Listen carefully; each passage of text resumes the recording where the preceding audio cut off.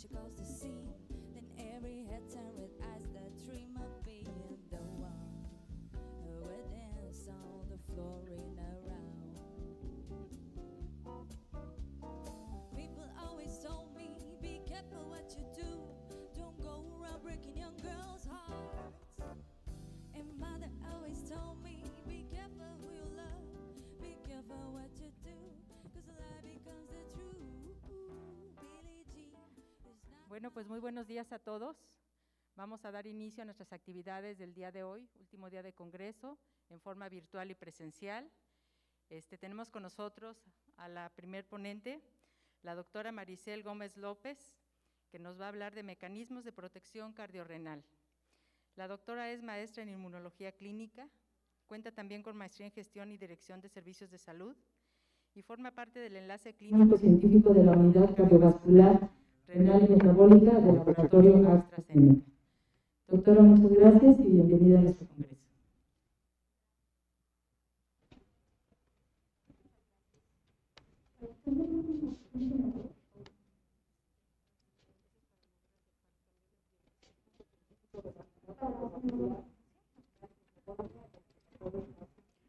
Muy buenos días, gracias por la invitación a AstraZeneca a esta reunión. Es para nosotros un gusto compartir un poquito de toda la información tan vasta que hay alrededor de los ISGLT2. Como ustedes saben, AstraZeneca tiene una molécula muy importante que es la camptothecina. Esta molécula que nació hace algunos años ya, los ISGLT2 tienen más de 10 años de desarrollo.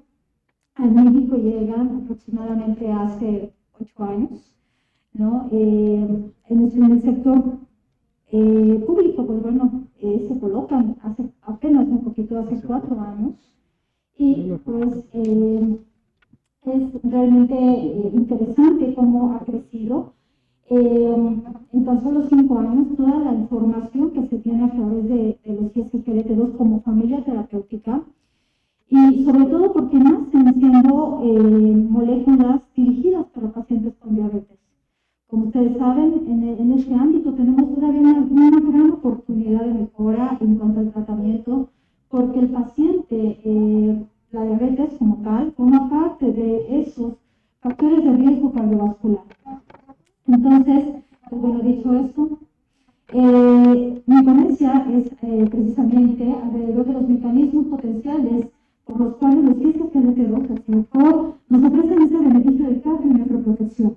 Y lo interesante es empezar a describir los efectos fisiológicos principales de los ISGLT2, y de este lado podríamos entonces nosotros señalar a los efectos glucémicos como tal, ¿no? Aquellos beneficios que tenemos de inhibir al cotransportador glucosa, ¿no? Pero recordar que son cotransportadores sodio-glucosa. Alrededor del organismo tenemos más de 10 cotransportadores de este tipo. A nivel renal es interesante que tenemos 2 muy importantes, por los cuales, pues bueno, podemos nosotros disminuir la reflexión de glucosa, que es el cotransportador tipo 2. Y es importante lo que pasa, ¿no? Una vez que inhibimos este tipo de cotransportador, es que vamos a ver que pues vamos a preservar algo muy importante, del cual también alrededor tenemos que romper ese paradigma, que es la glucosuria. Por mucho tiempo tuvimos, digamos, ese temor de que el paciente empezara a tirar glucosa, porque ya sabíamos que nos hablaba de un descontrol neto. Hoy sabemos entonces que si podemos inhibirlo, esto se va a seguir preservando. Pero lo que le teníamos miedo no era tanto a la glucosuria, sino lo que pasaba antes de la glucosuria, ¿no? Entonces, la glucosuria ya es como el efecto final, ¿no? De esos estados hiperglicémicos constantes. Nosotros al inhibir a este cotransportador no solo podemos obtener adecuados niveles de hemoglobina glucosilada, lo interesante es que se disminuye la toxicidad, y algo también importante que nos ocupa en el paciente con diabetes es disminuir precisamente la resistencia a la insulina y aumentar la función de las células beta. Por supuesto que al haber glucosuria, este proceso sobre todo es más importante en los pacientes que tienen un rango de descontrol. Pues bueno, esta glucosuria se traduce en esa pérdida calórica, ¿no? O ese déficit calórico, por lo cual el paciente en las primeras semanas pierde peso corporal. Sin embargo, estos fueron por mucho tiempo, pues bueno, los procesos que se describieron hace algunos años, hace 10 años, pero de la mano veíamos que los pacientes podían disminuir los riesgos cardiovasculares. Y aquí fue entonces cuando nos empezamos a preocupar por describir ahora cuáles eran los mecanismos por los cuales se daban esos efectos. Es cuando entonces hablamos ahora de los efectos extraglucémicos. Y hay tres muy importantes, ¿no? Uno de ellos es que se aumenta la natriuresis y aumenta la diuresis osmótica. Y uno de los principales es que disminuye el volumen plasmático y el volumen intersticial. Estos, al final del día, se traducen en terapias que afectan la bulimia, y vamos a ver más específicamente qué efectos van a tener sobre el corazón. Por supuesto que vamos a ver que hay una disminución de la presión arterial, aunque no es el principal factor por el cual vemos estas mejorías a nivel cardiológico.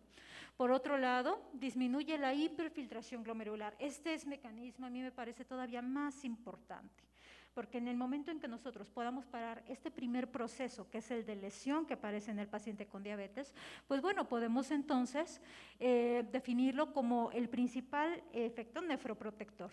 La que sigue, por favor. Entonces se han descrito, vamos a ir desmenuzando poco a poco estos efectos. Por un lado, los que se han postulado como posibles efectos, ¿no? Por la inhibición del cotransportador sodio-glucosa, y por el otro lado lo que vemos en los estudios clínicos. Todavía, ¿no? Y es curioso que muchos expertos en la materia pues no terminan de definir cómo es que funcionan los ISGLT2. La realidad es que nos funcionan, ¿no? Entonces se han postulado, algunas todavía están en proceso de experimentación, ahorita les voy a comentar cuáles, pero algo importante y que sabemos y hemos visto es que hay una reducción de la presión glomerular. Por supuesto que aquí, al haber estos cambios hemodinámicos, al inhibir precisamente al cotransportador sodio-glucosa, pues recordemos que este sodio, este feedback negativo a la mácula densa, ¿no? Y pues bueno, disminuye la presión a la mácula densa. Ya de entrada nos está hablando de frenar un tanto el proceso que tanto nos preocupa en el paciente con diabetes. ¿Qué es lo que vamos a observar? Que hay un aumento de la vasoconstricción del arteriol eferente y una disminución de la hiperfiltración glomerular. ¿Cómo lo vemos en los efectos clínicos? Bueno, algo muy interesante, que es un efecto de clase prácticamente con los ISGLT2, es que hay una caída en la tasa de filtrado. Eso es algo que siempre vamos a ver y que a lo mejor no es tan aparente en los pacientes cuando no estamos acostumbrados a hacer esta tasa de filtrado. Recordemos que ahora, y ese es uno de los puntos importantes dentro de las acciones de prevención primaria, que en el momento en el que nosotros tenemos un paciente con diabetes, tenemos necesariamente, si no en la primera, en la segunda consulta, hacer un SGLT2, vamos a ver precisamente la disminución de la tasa de filtrado o la caída de la tasa de filtrado, pero inmediatamente después y a las pocas semanas, esta tasa se estabiliza. Esto nos habla de la preservación de la tasa de filtrado. Por otro lado, hay una mejoría, por supuesto, al haber estos cambios hemodinámicos, pues hay una mejoría neurohormonal que se va a traducir en una disminución de la actividad intrarrenal del sistema renina-angiotensina-aldosterona. Ya sabemos que tenemos muchas terapias para proteger el riñón y aquí esta se viene a anexar. Y por otro lado, pues disminuye la actividad del sistema nervioso simpático. Este es muy interesante, ¿no? Porque vemos también reducción de fibrosis e inflamación. Algo que se ha estudiado sobre todo en modelos murinos es que precisamente vemos que en los riñones de estos ratoncitos, pues que hay una disminución de los marcadores inflamatorios y en los marcadores fibróticos. Todos estos cambios, como los vemos, pues bueno, en el primero una disminución de la presión arterial y algo interesante que vimos en los estudios, un estudio muy importante que fue el estudio de Icler, pues la disminución al daño túbulo-glomerular, y esto lo vimos a través de la disminución de la albuminuria. Fue importante ver en ese estudio cómo los pacientes que estaban con dapagliflozina podían pasar de macroalbuminuria a microalbuminuria, ¿no? Y los que estaban en micro a normoalbuminuria. Entonces, eso es algo que no habíamos visto en muchos estudios. Por otro lado, hay que recordar que otro de los daños que se da en los pacientes con diabetes es precisamente que cuando se aumenta la reabsorción de glucosa, ¿no? Recordemos que los cotransportadores, después de cierto tiempo de que hay estados hiperglicémicos, estos tienden a sobreexpresarse y por lo tanto van a aumentar la reabsorción de glucosa. Algo importante entonces es de que en ese riñón, pues bueno, al haber ese mayor transporte de solutos requiere también de mayor oxígeno. Nosotros al inhibirlo, por supuesto que se va a reducir el transporte de solutos y por lo tanto la demanda de oxígeno. ¿Cómo vemos esto en el estudio? Pues que hay un menor daño renal isquémico y algo interesante es que hemos visto aumento del hematócrito. No de manera exagerada, porque no, también es importante comentarlo, ¿no? Tendría esa indicación de dapagliflozina y no es el caso, pero no habíamos tenido un medicamento que tuviera tantos beneficios a nivel renal. Hoy yo creo que una de nuestras mayores preocupaciones es que preservemos función renal. Si bien es cierto que en muchos pacientes a veces no llegamos justo en el momento en el que empieza este deterioro, por lo menos en el momento en que nosotros lo captemos, podamos nosotros preservar lo que queda. Y de esta manera el paciente tenga una mejor calidad de vida, la que sigue. Y pues bueno, vamos a ir poco a poco con cada una de los mecanismos. Aquí una disculpa, está un poquito cargada esta presentación, pero la primera es la reducción de la presión glomerular. Es interesante cómo a nivel de arteriolas nosotros podemos ver que los ISGLT2 nos dan un beneficio interesante y muy importante. Lo que yo les comentaba hace un momento, pues bueno, antes nuestra mayor preocupación era la glucosuria, pero realmente no era la glucosuria, era lo que pasaba antes de la glucosuria, ¿no? Entonces, algo importante es que, pues bueno, esta arteriola se tiende a dilatarse y por lo tanto, pues bueno, posteriormente vamos a ver ese daño positivo, ese filtrado de proteínas. En los ISGLT2, algo importante es de que regresa al tono las arterias. Recordemos que las yecas es por el otro lado, donde hay una vasoconstricción y lo que hacen es vasodilatarse, de tal manera que, y en muchos estudios lo hemos visto, ¿no? Pueden entonces poder complementarse las terapias. ¿No? La que sigue, por favor. No vamos a hablar tanto de la presión arterial, a pesar de ser un tratamiento que preserva la función renal. Podríamos decir que a nivel de presión y que disminuye la volemia o depleta volumen, más bien, este no es tan importante, es más el espacio intersticial. Y esta es una de las razones principales por las cuales pues, disminuye la presión arterial, pero lo ha hecho en unidades modestas. Es decir, en todos los estudios nosotros hemos visto que la dapagliflozina, ¿no? Y en general los ISGLT2, la reducción de la presión arterial puede ser desde 3 a 6 milímetros de mercurio. Realmente no es tan importante, pero esta es una de las características por las cuales nos es tan seguro, ¿no? Y podemos instaurarlo incluso en los pacientes que ya tienen insuficiencia cardíaca. La que sigue, por favor. Por otro lado, el daño a nivel glomerular y tubular, pues bueno, estas son unas gráficas de control donde se midió precisamente ese punto y sobre todo algo que yo les comentaba, ¿no? Algo que hemos visto en los estudios, ¿no? Y esto lo hemos visto en modelos murinos, es que sí se puede disminuir todos estos daños a nivel inmunológico. Ya sabemos que después de tener tanto tiempo estos estados hipertensivos a la mácula densa, por supuesto que se despiertan una cascada de factores inmunológicos que nos van a llevar a la fibrosis y el daño podocitario. Entonces, algo que hemos visto en el momento en que nosotros podemos reducir o parar esos daños, ¿no? Frenarlos de cierta manera, pues bueno, podemos ver una mejor una mejoría importante, ¿no? A nivel glomerular. La que sigue, por favor. Y finalmente el daño isquémico. Algo interesante, ¿no? Es de que este factor, por ejemplo, ¿no? Sea el HIF1, es uno de los mediadores interesantes en la síntesis de eritropoyetina, ¿no? Y puede tener, de hecho, se habla de él como una función principal en la protección de las células tubulares bajo los estados de hipoxia. Algo importante es que, y esto lo hemos visto en modelos murinos también, ¿no? Todavía no se hacen tejidos vivos, pero hemos observado que dapagliflozina, ¿no? Esos estudios in vitro reportaron que induce a este factor precisamente, ¿no? Y pues bueno, algo que puede mejorar la función renal y reduce la muerte celular por apoptosis. Entonces, veamos cómo no depende directamente de la eritropoyetina, porque es algo que comentaban, ¿no? O me preguntaban en algunos otros foros, ¿no? No interviene en la producción de eritropoyetina, pero sí en toda la cascada que tiene que ver precisamente con su proceso. Y pues bueno, a nivel cardíaco, ¿qué otros mecanismos se han postulado? Bueno, estos son muy interesantes también, porque a pesar de que muchas veces se ha hablado de que la mejoría a nivel renal puede ser que impacte también en la función cardíaca, también se han postulado otros procesos que no dependen tanto de la función renal.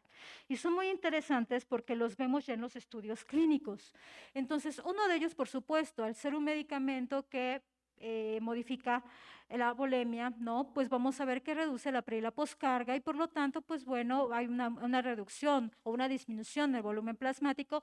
Ya hablamos que este no es tan importante o de una manera tan impactante, pero por supuesto que sí tiene una respuesta ahí y por lo tanto la resistencia vascular disminuye. Este sobre todo a mí me parece muy interesante junto con este, ¿no? Porque fue algo que observamos sobre todo en el paciente con insuficiencia cardíaca. La mejoría energética miocárdica. Algo importante, ¿no? Es de que hay una disminución en la dependencia de los ácidos grasos y un aumento en la formación de cuerpos cetónicos. ¿Por qué nos importa tanto este? Pues bueno, precisamente porque a este se le ha denominado como el supercombustible, ¿no? Entonces, y vean qué bonito porque llega hasta precisamente la mitocondria, ¿no? Que es de donde requiere o toma la energía el miocardiocito. Y por el otro lado, este intercambiador sodio-hidrógeno, que a mí me parece también interesante, hay muy poca información alrededor de este intercambiador, ¿no? Donde los pacientes con insuficiencia cardíaca que tienen niveles disminuidos tienen mejor pronóstico.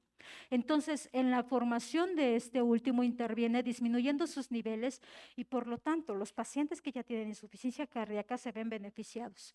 Por otro lado, que interviene también en la remodelación cardíaca. Algo se ha postulado también alrededor de este, donde se ha observado en modelos también murinos que hay una disminución en la cascada inflamatoria y en la fibrosis, es decir, en la deposición de estas células o de estas fibras de colágeno en la pared cardíaca, por lo tanto disminuye el estrés de la pared y algo importante que es lo que hemos visto ya en los estudios clínicos, recordemos que esto solo se ha postulado, pero en los estudios clínicos, ¿qué es lo que observamos? Por supuesto, reducción de la presión arterial y por otro lado, una contractilidad cardíaca mejorada. Que vemos en el ecocardiograma que hay una disminución de la masa del ventrículo izquierdo, ¿no? Lo cual nos habla que hay una menor fibrosis, el corazón tiene un mejor efecto de bomba, ¿no? Y la función diastólica está aumentada o se aumenta, ¿no? Mejora bastante. Entonces, vemos cómo pues podemos hablar ya entonces no solamente de efectos nefroprotectores, sino también cardioprotectores. Y algo interesante es que esto no depende de glucosa. Lo mismo lo observamos en el paciente que es diabético como en el que no lo es, ¿no? La que sigue, por favor. Pues bueno, vamos a adelantarnos un poquito. Me gustaría un poquito hablarles de los estudios. La que sigue, por favor. La que sigue, por favor. Esto es interesante. La interacción bidireccional fisiopatológica que existe entre el riñón y el corazón, ¿no? Entre todos los, digamos, este caminito o lo que hemos nosotros nombrado como historia natural de la enfermedad, pero vemos hasta dónde llega, ¿no? Ya sabemos que la diabetes, aquí tenemos la diabetes tipo 2, que, pues bueno, solamente forma parte de uno de los factores de riesgo cardiovascular, pero todo lo que implica, si nos vamos por las complicaciones, a nivel cardiorrenal, pues vamos a ver que, pues sí, se desarrolla lo que conocemos como cardiopatía diabética. Hay una mayor probabilidad de que el paciente, y este es uno de los riesgos más tempranos o de los desenlaces más tempranos, que desarrolle insuficiencia cardíaca y nefropatía diabética. Pero ¿esto qué quiere decir al final del día, no? ¿De qué nos habla? Pues uno de los puntos importantes o de los daños iniciales, ya sabemos que es a nivel endotelial, donde hay una expansión de volumen, un aumento en la vasoconstricción y aumento de la presión arterial. Esto al final del día, ¿en qué nos va a llevar? Pues bueno, si vamos por el corazón, que se aumente la pre y la poscarga, que se aumente el estrés en las paredes cardíacas y por supuesto la eficacia o salida cardíaca se ve afectada, la fracción de eyección se ve afectada y por lo tanto aquí los pacientes pues desarrollan insuficiencia cardíaca. A nivel renal. A nivel renal, ya lo hemos descrito, se aumenta la resorción de sodio y glucosa, aumenta la presión glomerular y el sistema renina-angiotensina-aldosterona se encuentra alterado, se aumenta su activación. ¿Qué sigue, por favor? ¿Qué nos ofrecería el ISGLT2? Pues bueno, básicamente este es un resumen de esos beneficios, ¿no? que hoy tenemos, que hoy se han descrito de cierta manera, un poquito a la mitad diría yo, porque sabemos que funcionan, pero todavía no terminamos de entender por qué nos funciona tan bien.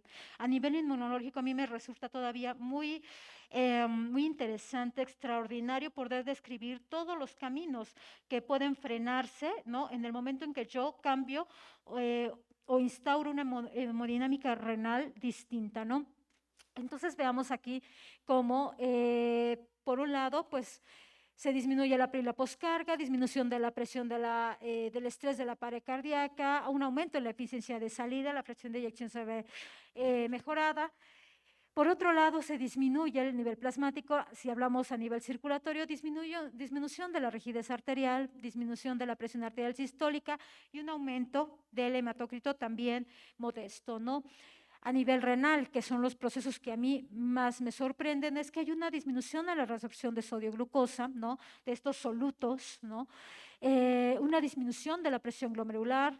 Paramos un poco el sistema renina-angiotensina-aldosterona, disminuimos la hiperfiltración y la inflamación y la hipoxia. Al final del día, ¿esto cómo se traduce clínicamente? Pues bueno, que los pacientes tienen una mejor función cardíaca y una mejor función renal. Si nos vamos ahora por desenlaces cardiovasculares, pues bueno, esto es importante medirlo en los estudios. La que sigue, por favor.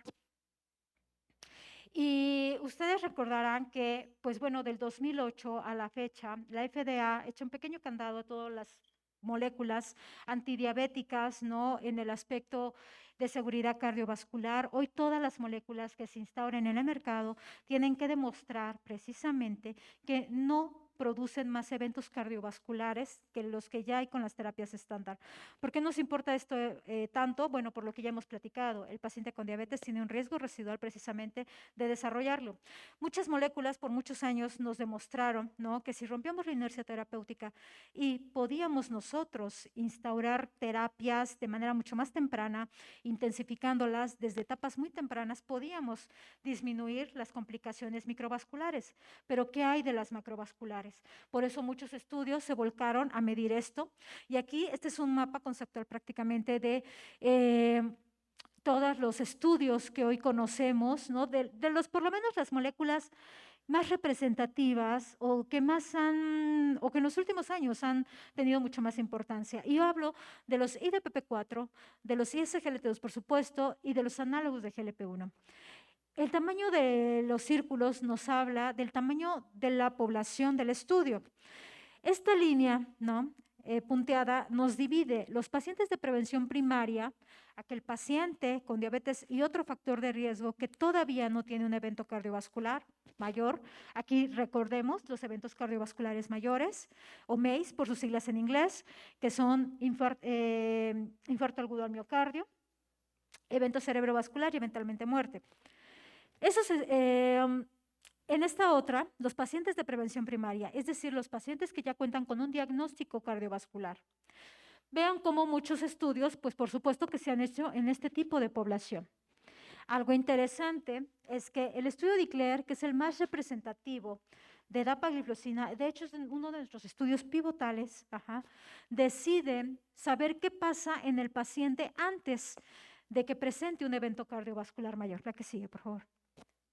Este es el estudio, ese es el diseño, ¿no? del estudio de Eclair, donde, pues bueno, fueron pacientes, de manera muy rápida lo voy a comentarlo, pacientes mayores de 40 años que tenían más de 2 factores de riesgo o bien que tenían un evento cardiovascular ya diagnosticado, pero algo interesante es que los pacientes que tenían más de 2 factores de riesgo cardiovascular fue el 60% de la población y el 40% solamente aquellos pacientes que ya tenían una enfermedad diagnosticada, una enfermedad cardiovascular diagnosticada.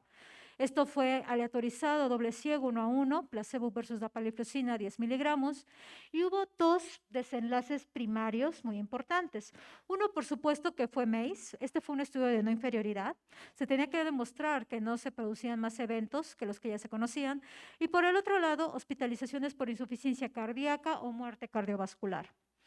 Esta dupla fue la que nos da paso más adelante para otro estudio que se llamó DAPA Heart Failure, y hubo un segundo objetivo que fue un desenlace renal, que ahorita vamos a hablar de él.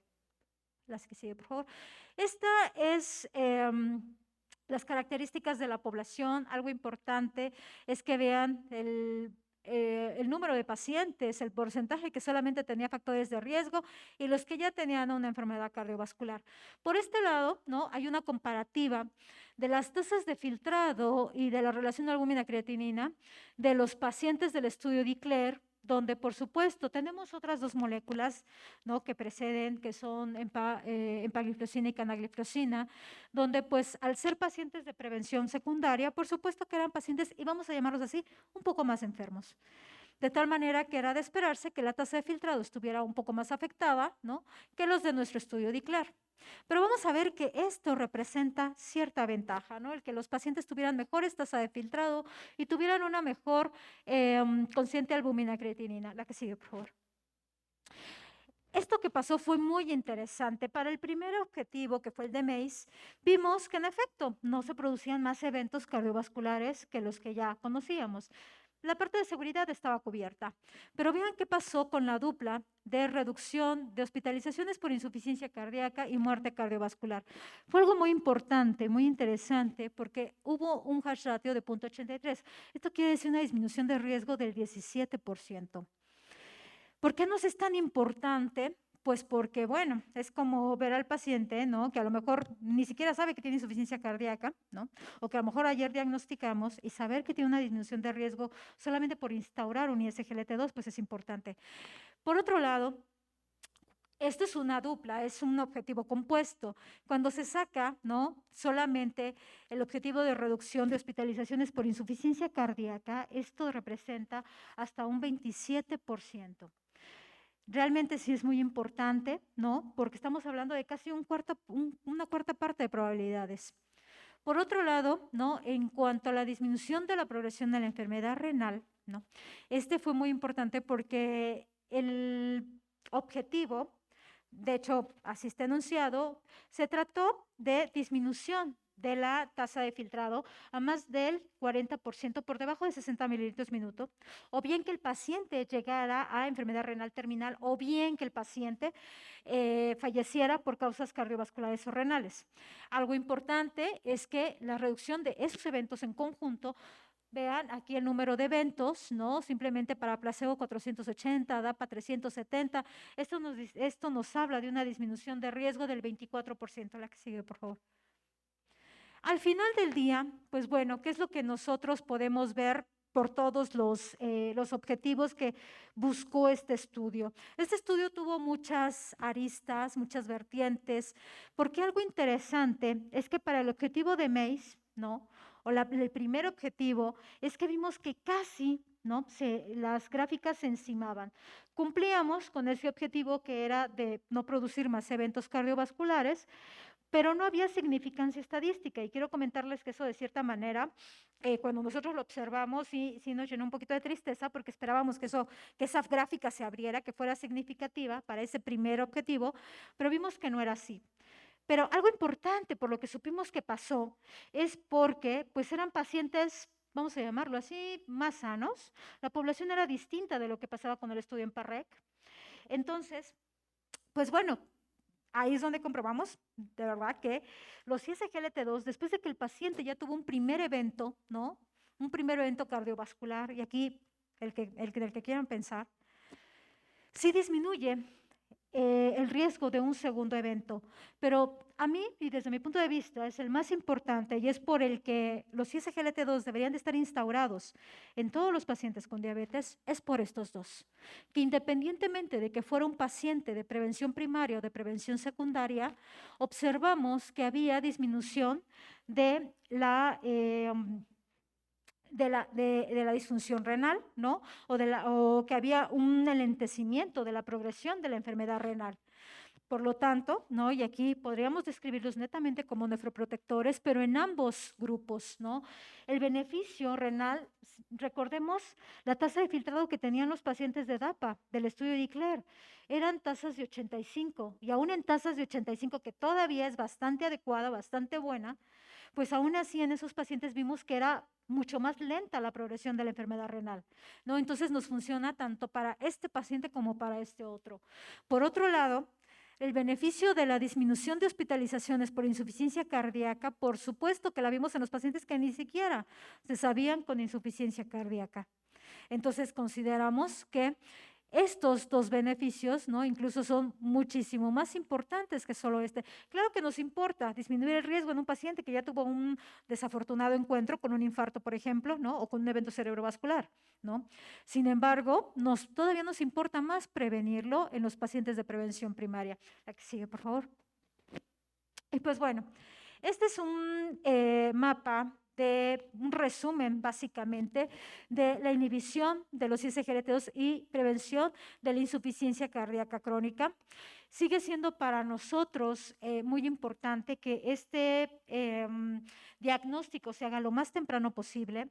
Muchas veces sabemos que la insuficiencia cardíaca está subestimada, dado los síntomas que presenta.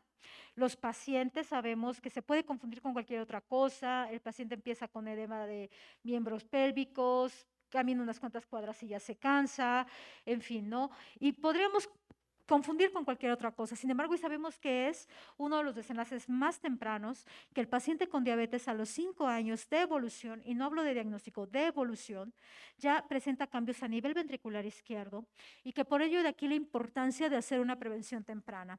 Entonces, resumiendo, nos benefician al reducir el edema intersticial, por lo tanto hay una disminución de la pre y la poscarga y reducción del estrés en la pared ventricular izquierda. Hay una mejoría en la función renal y en la fisiología cardiorrenal. El intercambiador cardíaco sodio-hidrógeno que se ve disminuido es muy importante y mejora la bioenergética cardíaca y por lo tanto aumenta la natriuresis. Todos estos mecanismos son los que nosotros hemos definido en resumen como cardio y nefroprotectores de los ISGLT2. Y bueno, hasta aquí quisiera dejar mi charla. No sé si tenemos alguna duda o pregunta.